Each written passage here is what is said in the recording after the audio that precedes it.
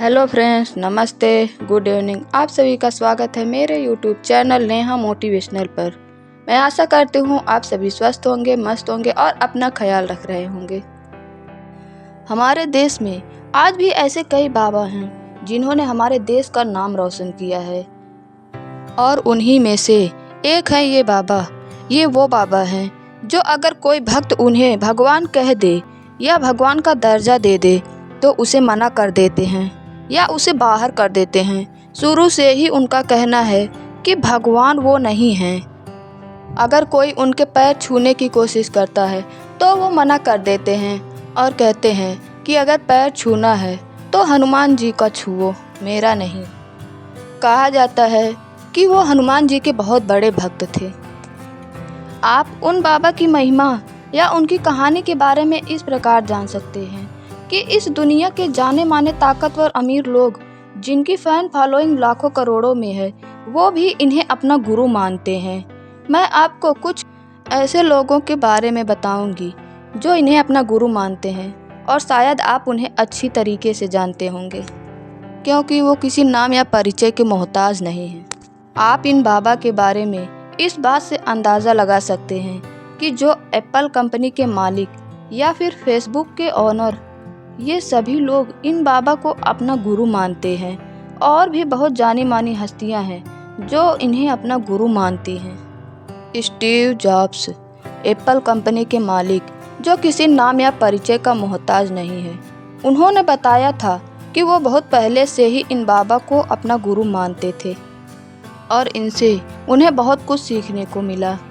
एक बार जब prime minister Narendra Modi ji US के फेसबुक के हेडक्वार्टर पर पहुंचे, तब मार्क जकरबर्ग ने प्रधानमंत्री जी को ये बताया कि करीब 10 साल पहले जब वो बड़े परेशान थे फेसबुक को लेकर, जब चीज़ें अच्छी नहीं चल रही थी, तब स्टीव जॉब्स ने मार्क जकरबर्ग को बताया कि तुम इंडिया जाओ और इंडिया में कैंची धाम जाओ और वहाँ करौली बाबा के पास जाओ। तब मार्क जकरबर्ग भारत आए और करीब 1 महीने तक रुके और उसके बाद उत्तराखंड पहुँचे और वहाँ से नीम करौली धाम पर पहुँचे। लेकिन जब वो वहाँ पहुँचे थे तब करौली बाबा समाधि में जा चुके थे या वो मृत्यु को प्राप्त हो गए थे और उन्हें मृत्यु प्राप्त हुए 32 साल हो गए थे। लेकिन जब वो वहाँ गए तब कैंची धाम के एक स्टाफ ने बताया, google.org, वहाँ से एक फ़ोन आया था कि मार्क नाम का एक शख्स धाम में आना चाहता है। मार्क जकरबर्ग को धाम पर एक ही दिन रुकना था, लेकिन तेज बारिश और तूफान होने के कारण उन्हें 2 दिन रुकना पड़ा। और जब वो 2 दिन बाद गए तब उन्होंने बताया कि उसके बाद से सारी चीज़ें ठीक होने लगी। और भी कई जानी मानी हस्तियाँ जो करौली बाबा के भक्त हैं उन्हें अपना गुरु मानते हैं, जैसे हॉलीवुड की जानी मानी हीरोइन जूलिया रॉबर्ट्स भी न जाने कितने दिनों तक कैंची धाम में गुजारे हैं। भारत में भी उनके कई सारे भक्त हैं। तो आइए अब ये जान लेते हैं कि आखिर नीम करौली बाबा कौन थे, वो क्यों इतना प्रसिद्ध हुए। और मैं कोशिश करूंगी आपको बताने की, और उनके जीवन के साथ कई चमत्कार भी जुड़े हुए हैं। मैं आपसे उन चमत्कार के किस्सों के बारे में भी बताऊंगी, तो बने रहिएगा मेरे साथ। आप में से कई लोग वीडियो को पूरा नहीं देखते। आप लोग वीडियो को पूरा देखिए, क्योंकि आपके लिए जो यूज़फुल बातें होती है वो आपको वीडियो को लास्ट में ही सीखने को मिलती हैं। तो आप लोग वीडियो को पूरा देखा कीजिए। और अगर आप इस चैनल पर नए हैं तो प्लीज़ इस चैनल को सब्सक्राइब कर लीजिए। नीम करौली बाबा जो आज तक काफ़ी सुर्खियों में चल रहे हैं। कहा जाता है कि नीम करौली बाबा का असली नाम लक्ष्मण नारायण शर्मा था और उनका जन्म सन 1900 में भारत के उत्तर प्रदेश के फिरोजाबाद जिले के अकबरूर गांव में हुआ था। नीम करौली बाबा अपने चमत्कार को लेकर काफ़ी फेमस थे और उनके व्यक्तित्व ने न सिर्फ केवल भारत में बल्कि विदेशों में भी अपनी छाप छोड़ी।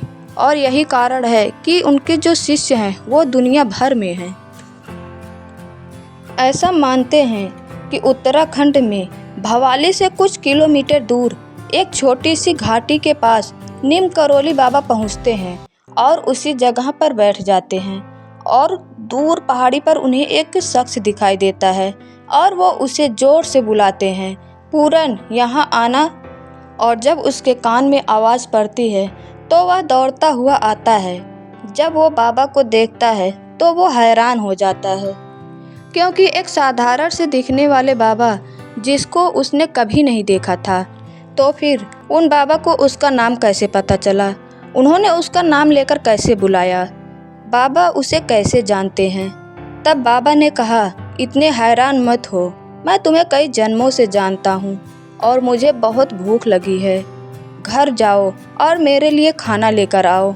तब वह दौड़ता हुआ अपने घर जाता है और अपनी माँ से कहता है कि माँ, एक बाबा हैं जो यह कह रहे हैं कि वो मुझे कई जन्मों से जानते हैं। क्योंकि वो एक गरीब परिवार से था तो घर पर दाल रोटी बनी थी और वो वही लेकर आता है और बाबा को देता है। बाबा उसे खा लेते हैं और उसके बाद पूरन से कहते हैं कि जाओ गांव के कुछ लोगों को लेकर आओ। पूरन गांव जाकर कुछ व्यक्तियों को लेकर आता है। इसके बाद बाबा जहां बैठे थे वहीं से एक छोटी सी नदी बह रही थी। उस नदी को पार करके वो सब जंगल में पहुंचते हैं और जंगल में पहुंचने के बाद बाबा एक जगह की ओर इशारा करते हुए कहते हैं कि यहाँ से इस पत्थर को खोद कर हटाओ। इस पत्थर के पीछे एक गुफा है। पूरन और बाकी सभी लोग इस बात को सुनकर हैरान हो जाते हैं। वो कहते हैं कि इतने सालों से हम यहाँ रह रहे हैं, आज तक हमें इसके बारे में कुछ भी नहीं पता चला। तब बाबा कहते हैं कि तुम लोग खोदो इसे। और जब वो लोग खोदते हैं तो पत्थर हटने पर वहाँ एक गुफा दिखाई देता है। सभी लोग हैरान हो जाते हैं और कहते हैं कि सारी ज़िंदगी हमने यहाँ गुजारी लेकिन हमें कुछ पता नहीं। और एक बाबा आकर कहते हैं जो यहाँ के है भी नहीं, और वाकई एक गुफा निकल आता है। बाबा ने कहा, अंदर जाओ, वहाँ एक धूनी भी है। जब अंदर जाते हैं तो वहाँ पर सच में एक धूनी पड़ी होती है, जिसे देखकर ऐसा लगता है कि वो कई वर्षों से नहीं बल्कि अभी अभी रखी हुई हो। वहाँ और भी चीज़ें, चिमटा, हवन कुंड और भी चीज़ें रखी हुई थी। वो सारे लोग हैरान होकर बाबा को देखने लगते हैं।